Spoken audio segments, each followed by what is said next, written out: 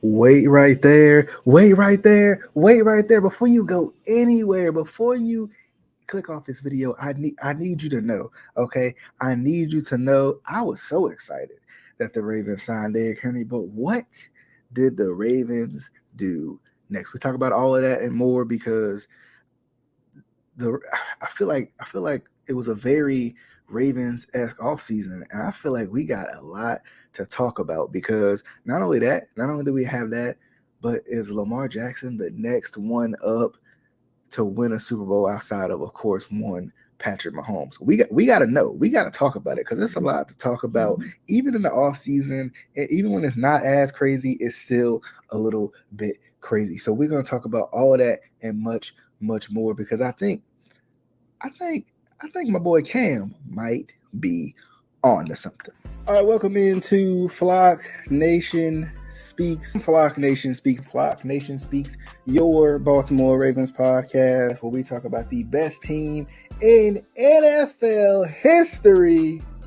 If you're a Ravens fan, I am a huge Joe Flacco fan. Wise Usher once said, "Situations will arise in our lives."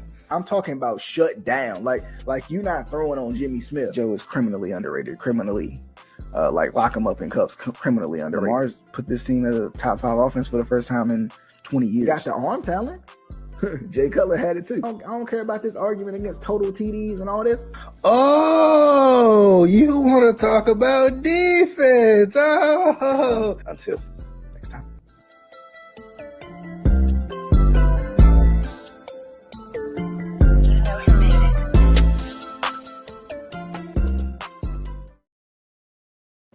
All right, we back. We back once again. I'm sorry. I know it's been far too long. Look, the Ravens signed Derrick Henry. I ran around the whole house. I was screaming. I was like, "Let's go! This is the sign that we need." And I lost my voice. That's what happened. All right, that's the story, and I'm sticking to it. I did lose my voice. Crazy story.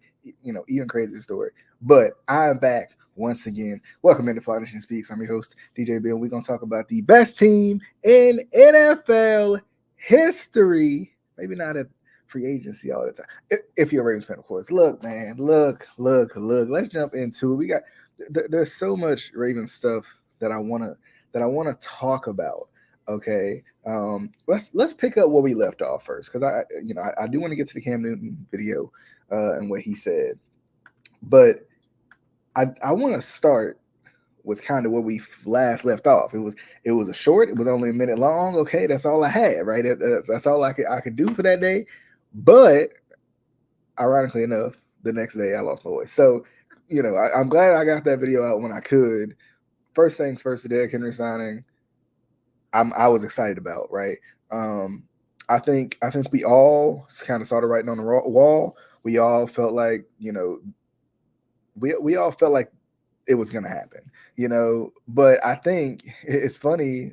I think it was Aaron Jones who almost kind of threw a wrench in the plans a little bit because you're thinking like, Aaron Jones, he might even give you a little bit something extra that Derrick Henry don't always give you, right? Like when it comes to the receiving game and stuff like that. And that's what I feel like the Ravens have always had a really good run game, but in terms of receiving outside the backfield, I was like, man, like Aaron Jones might be the best bet for that type of thing. I don't know. You know what I mean? I'm like, I don't know. Like he might be the best bet, He might be the best bet. Like he might be the guy. But then they grabbed Derrick Henry, so you put the top rusher in the league with the top rushing quarterback in the league, and going up against going up against defenses who are kind of prepared to defend Lamar Jackson, prepared to defend a really good running game. And then you hope that this, as Bleacher Report said, this seventh weakest wide receiving core can make some things shake. So it's interesting because, let's look at the free agency news, right? Let's look at the free agency news. Let's just for everybody who's been following along and keeping up with everything going on in free agency. Shout out to good old Baltimore B now for keeping us in the loop right here. Right. So we're gonna just take a look so you guys can see, so I can see, I can revisit a little bit all these free agents. Okay, kind of that the Ravens signed. All right, in terms of from the biggest one, of course, in Derrick Henry, and all the way down to the re-signs as well. So other crazy news over here too in the right column. But anyway, um, it's funny. With the Terrell Suggs stuff, somebody said they don't make them like that anymore. I was like, hey, you're right. But the Ravens, of course, signed Derrick Henry, Chris Board, Josh Jones to help fill in that right tackle position. Because remember, of course, Ronnie Stanley took the pay cut, and then Morgan Moses was sent off to the New York Jets. They signed Kadar Hallman, who I'm not familiar with his game. I have to look him up a little bit. And then Deontay Hardy, which was, I think, today, if I'm not mistaken. So Deontay Hardy helping out with the Devin Duvernay, which you'll see down here. You'll see Devin Duvernay in that list. So right there at the number 3 spot. So that's the thing. So Deontay Hardy's going to help out with that. Going to give a little bit of a extra speed element too. Of course, you guys, Flowers. You got Bateman to kind of beat you in the intermediate. And it'll be very interesting to see how this wide receiving core plays out. Because I think even last year we all felt like we needed one more guy, meaning we needed Odell to show up as that one more guy. That's why everybody was so excited to have him. That's why we felt like he had an impact, was because we felt like we needed the extra guy. And even though he didn't have the impact on the stat sheet, and he may not have been worth the money that was paid to him, still Odell, I think he opened up a lot more guys than I think he'll ever get credit for.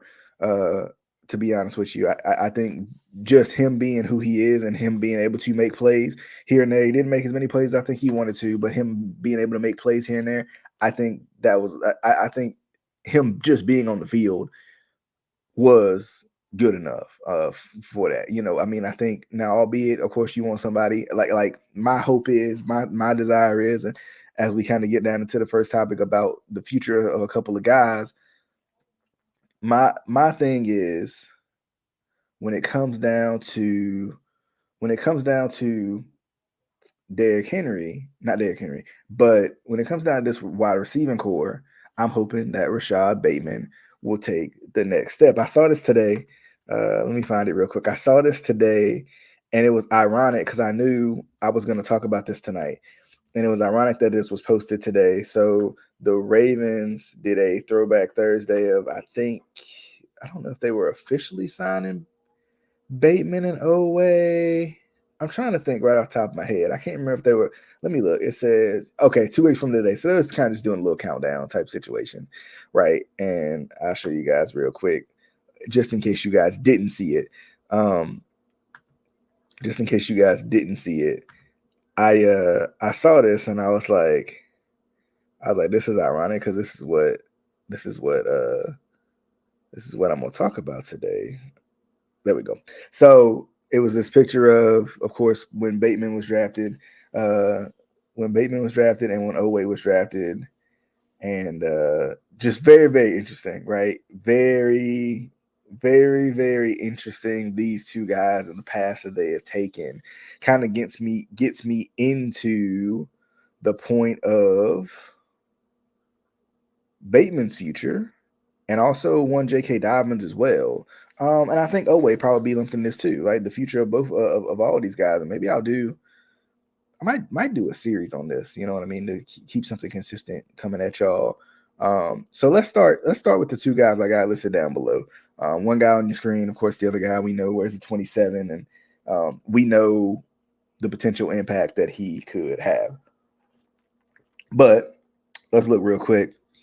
Rashod Bateman, right? Let's talk about it. Rashod Bateman's impact on not only on this team so far throughout his career, but we talking about a guy who is in a prove it year, right? Like I think we can all say that. We talking about a guy who came in with Hollywood Brown. He was expected to be that guy, right? Expected to take this wide receiving core to another level. right? And we've talked about this plenty of times before, and I think a lot of people have sided on Rashod Bateman. And I'm not saying I blame them, but a lot of people have soured on Rashod Bateman.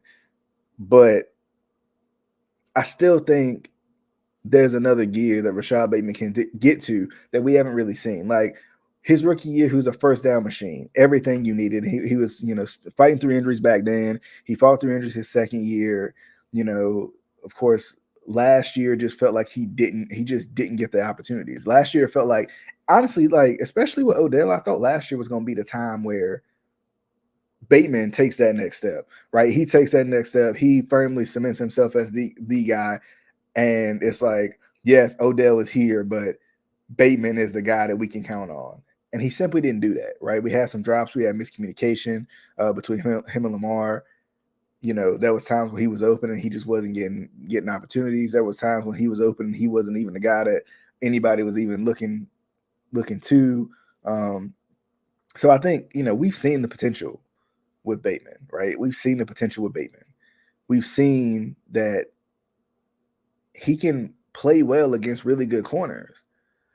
I think, and I've always been a Bateman guy. I've been high on Bateman since he came in as a rookie. I think we all were.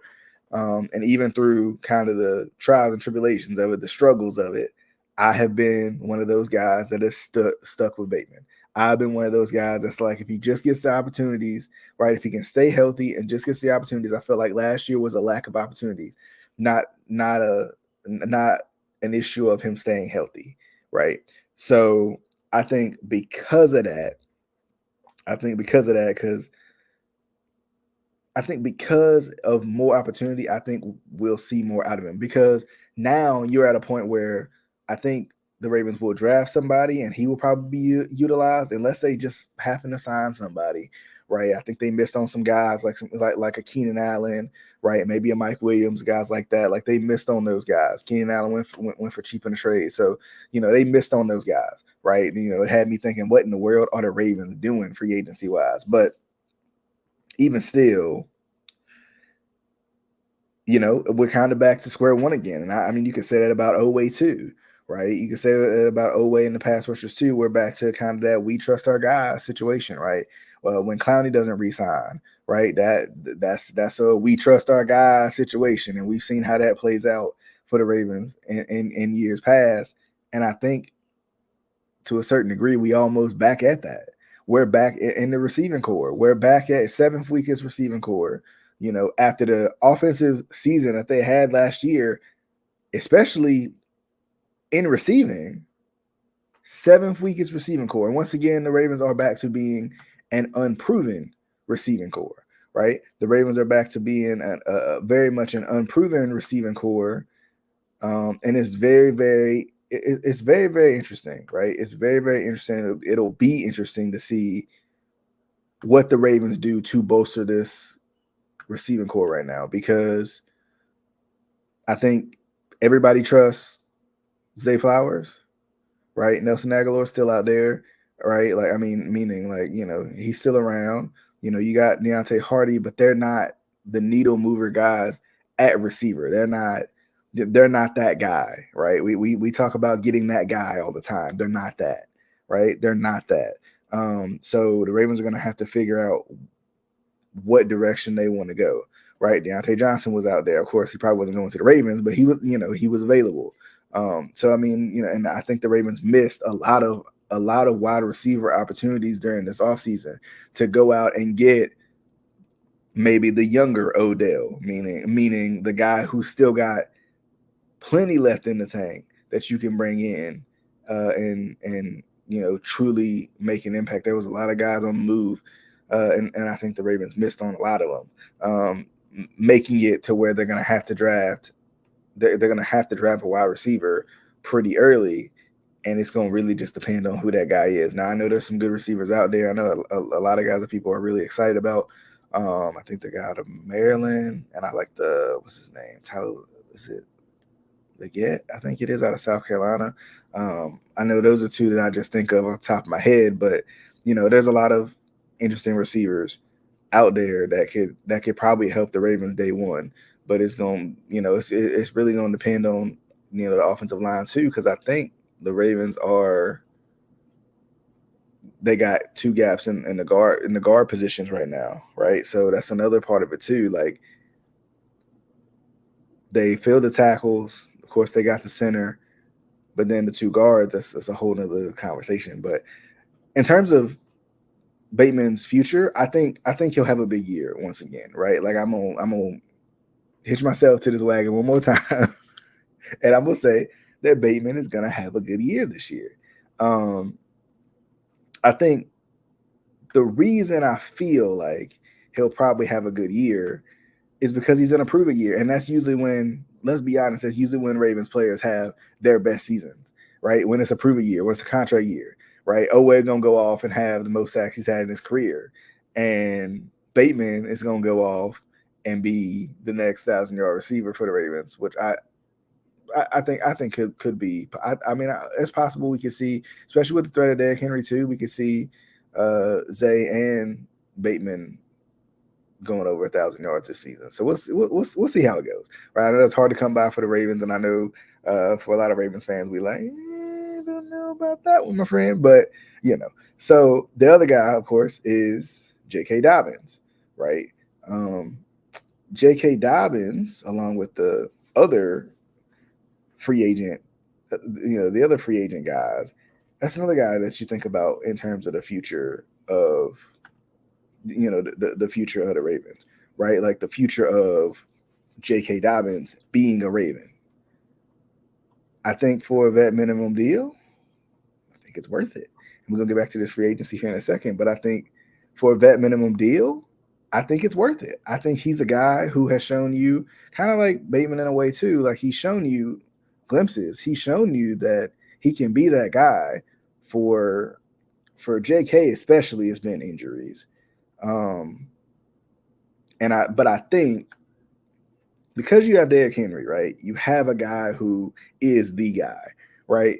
Who can be an every down back if you need him to be. But as he gets older, you're gonna want that kind of change of pace in J.K. Dobbins, right? So I think, I know he's been visiting the Chiefs and some other teams. I think he visited maybe the Chargers, if I'm not mistaken.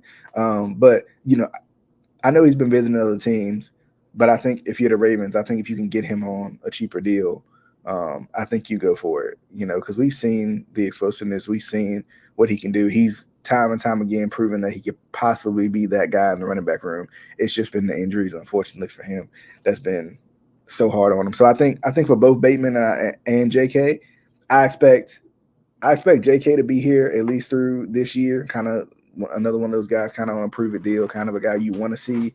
You want to see do well. And then for Bateman, I think he's on a prove it deal, and I expect to see I expect Bateman to play so well this season that he plays himself into a contract, and I hope it's with the Baltimore Ravens. I think it will be with the Baltimore Ravens. That's just my opinion. Bold prediction, bold prediction. That's what I'm gonna say. That's my bold prediction, and I'm sticking to it. But let's jump back into this free agency thing real quick. And let's just recap this for you all, because I know for some of y'all, it's been a lot to keep up with. For me, it's been a lot to keep up with. So, but of course, you got the signing of Derrick Henry, signing of linebacker special teamer Chris Board, offensive tackle to kind of help out with the Morgan Moses situation, the Morgan Moses trade, and Josh Jones, Kamar Hallman, a corner, so having some corner depth, especially since Ronald Darby did not come back, if I'm not mistaken. And then Deontay Hardy to help out with the special teams, returns, stuff like that. So that's a big one that helps, because I was trying to think. I was thinking maybe they would have Tylan Wallace do the return duty. So it's a little bit surprising that they got him, and maybe he's just a good special teamer, and it just, it's just something, it's just a John Harbaugh signing. Tyus Bowser was released, which sucked. That another one of those guys I just felt like so much potential that wasn't realized just because he was just simply because of injury, which has been literally the Ravens' Achilles heel I mean, two of the three guys in this next category right here. I mean, these next three categories right here.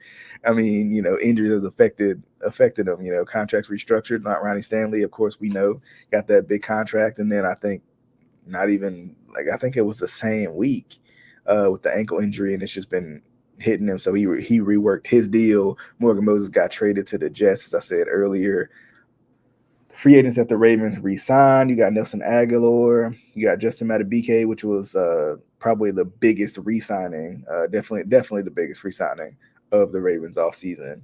Malik Harrison, which it'd be interesting to see if he plays a little bit more. He's always been kind of a thumper, always been a guy who you just kind of you send him out there and you let him roam free, and he might honestly, especially with Roquan, he might be perfect. I'm not saying I think Trenton Simpson will take the linebacker two role, but I think Malik Harrison probably could play well with Roquan. With Roquan being a little more disciplined, Malik running around taking people's heads off. Brent Urban, he seems to find his way back time and time again, but always a good depth piece to have. Josh Johnson, this was the one that was surprising. Instead of Tyler Huntley right now, it was Josh Johnson, considering Tyler Huntley's been around. Nobody's really signed him. Why wouldn't you just keep him around? Especially he knows the system. He's had to play some meaningful games, including in the playoffs too. So that's a little surprising, but Arthur Millette coming back, and then Kyle Van Noy was one of the recent ones too, which is a good one. I think Kyle Van Noy was a good one to see him back, especially and to see a veteran kind of earn a re-sign a little bit. Darius Washington got the tender applied, so he'll be around for a little bit, and then the guys who signed elsewhere, the Gus Bus is no more in Baltimore. Geno Stone, after the big record, I don't know if it was record breaking, but at the time and within the season, it was it was some sort of an NFL record of consecutive games with an interception. Geno Stone signing with the Bengals. Devin Duvernay, the longtime return man for the Ravens, or at least for the last 4 or 5 years, went to the Jaguars. Ronald Darby to the Jaguars. Jaguars taking everybody. Tyler Ott, the long snapper, who I think has been around for a little bit too, with Washington. John Simpson, got him a good little deal with the Jets. Delshon Phillips over to the Texans. Linebacker Patrick Queen to the Steelers. But shout out to him for getting that deal though. I did not see this. Tyler Huntley to the Browns. I did not see that. I don't know. I think I saw it, and it's been a little bit since I looked at it.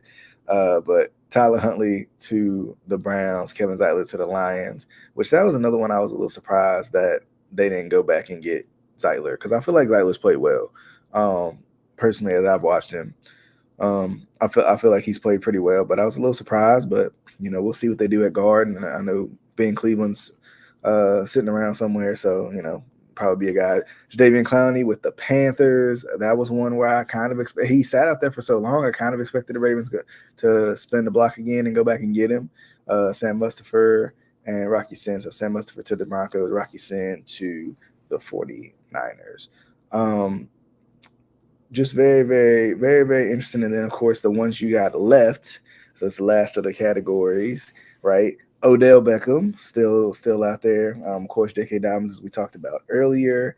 Melvin Gordon and Dalvin Cook in the running back room. It'll be interesting to see if any of those guys come back. Melvin Gordon's been around for a while for the Ravens.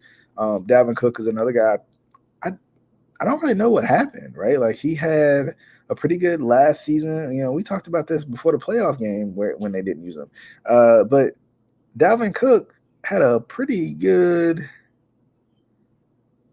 season with the Vikings, and then ended up going to the Jets, had a weird season with the Jets, and then came to the Ravens and had a couple of pretty nice runs, and that's about all he got the chance to do.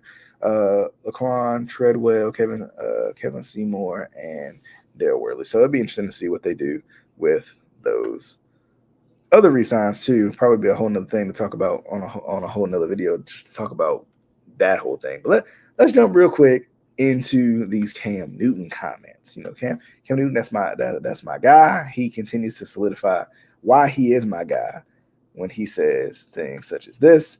Let me see if I can pull it up. I don't know why I did. Okay. Let's see if I can pull this up real quick so you guys can hear it. So shout out to Sarah Ellison for putting this out here. The question was who wins a Super Bowl first out of the list of quarterbacks that Shannon Sharp will mention, and let's take a listen, and I get y'all look into. Who do you think wins the Super Bowl first? Jordan Love, Brock Purdy, Joe Burrow, Lamar Jackson, Justin Herbert, Dak Prescott, Jalen Hurts. Lamar. Let's go with that one this time. What happened? What happened this year? Because it seemed like everything was perfect.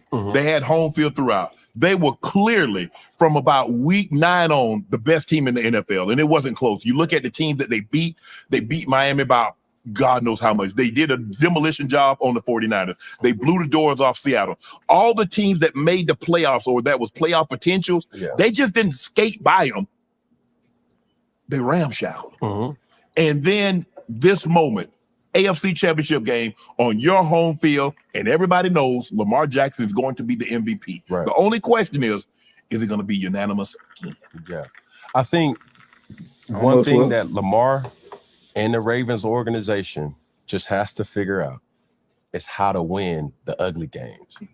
Let me piggyback on that, because it's funny, and we talked about this before on the show. And this is not like making excuses for not only Lamar but this team, but we talked about it back in 2019 and how different 2020 was from 2019. Right? 2019, the Ravens were blowing out everybody. Right? And then in 2020, when they found themselves in close games, they struggled to win those games because they weren't used to close games. And the Ravens tend to do this a lot. And we kind of saw it last year going into this year. We kind of saw a little bit of a switch with it where, they were able to come back into that dominating football again. And, he made a good point. First off, he said Lamar Jackson, which is interesting to me because it's interesting how many people believe in Lamar Jackson, not only his drive to win, but what he's done and what he can do in this league. We've seen Tom Brady talk about it. We've seen Cam talk about it. Several different former players have came out and said, hey, this guy, there's something special about this guy. I don't know what y'all seeing. I don't know who writing y'all scripts, but there is something special about this guy, and you need to be tuned in. And at some point, that glass ceiling, that barrier, that playoff barrier that's in front of him, is going to happen. Now, some of the issues with finishing off games or learning how to play those kind of close games, as he said, is the fact it goes back to coaching again, right? And a lot of times this is not mentioned enough, but why don't you continue to do what brought you to the dance to begin with, right? The Chiefs aren't going to change their game plan for nobody, right? If Travis Kelce got the entire team and the bench on him, if he's part of the game plan for that play, he gonna get the ball, right? And I think that's the thing that the Ravens have to do a better job at. The Ravens have to be better at playing their game, right? It's funny. I've heard Magina say it on kind of their Twitter Spaces and stuff like that. I've heard a lot of people talk about how the Ravens do things differently than other teams, right? The Ravens are not this air it out type of team. They're going to run the ball. Well, when you get in the playoffs, we talked about this time and time again. We talked about it on the Greg Roman. We talked about it on the Todd Monken, right? When they get into the playoffs, they stop running the ball. They stop, you going to, we talked about it in the recap of the Chiefs game. This team is not a good rush defense team. Why are you not running the ball more? You've seen several times in this game that you can run the ball against this team. So some of it, yes, they need to learn how to play close games, but some of it has to go back to coaching again, right? Some of it has to go back to coaching again. And that's in a variety of ways. That's in, why is my coordinator not running the ball? That's weird. That is, Lamar, be you, right? You know how special you are. You know what you can do. Be you and go out there and beat these dudes. It don't matter. They can call you a running back all you want to. A running back with a Super Bowl is still a Super Bowl MVP, right? Or how should I say this? A running back with a Super Bowl is still a Super Bowl champion, right? And probably a Super Bowl MVP if we talk about Lamar anyway, right? So be you, do what you do. But let's get back to this video. It's one of them situations like sometimes when I look at Lamar, it's like, bro, you just stop thinking. And it's easy for a guy with that much talent to think, oh, it's so many, like as a chef, you could prepare this meal in so many different ways, but everybody know your signature is smoked. Man, smoke this motherfucker and get on about your day. You got to win. Find a way to win the ugly games. Right. And we can talk about the other stuff later. Patrick Mahomes has found a way to do that. Right.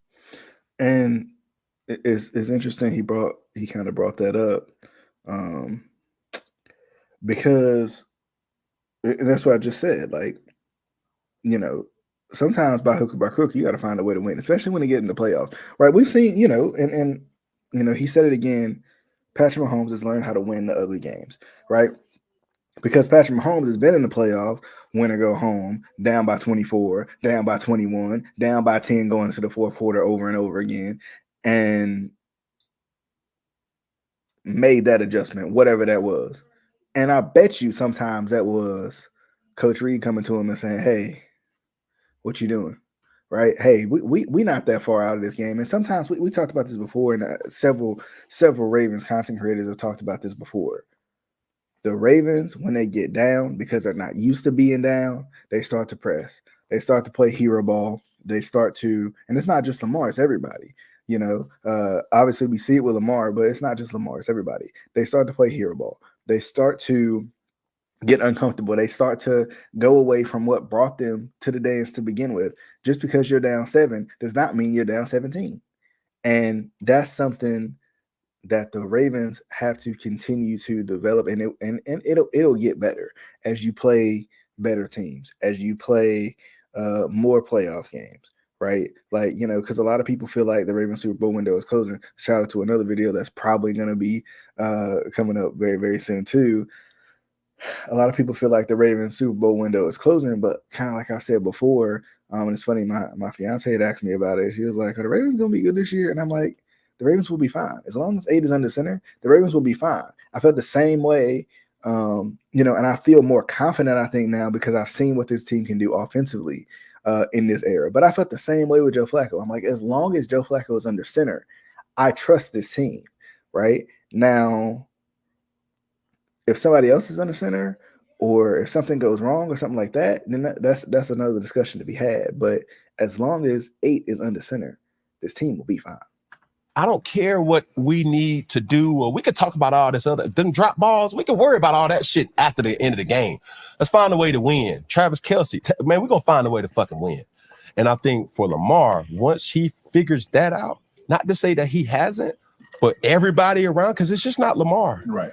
It's everybody finding a way to win. That's what made Tom Brady and the New England Patriots so dynamic.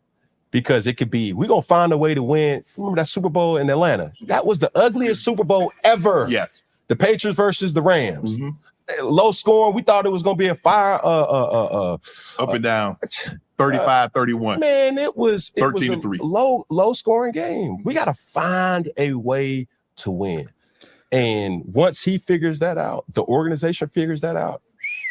It's funny that you say that, because Brady mastered that. And you mentioned Patrick Mahomes, because you look at the Super Bowl against Philly, he threw for 180 yards, but every yard mattered. Correct.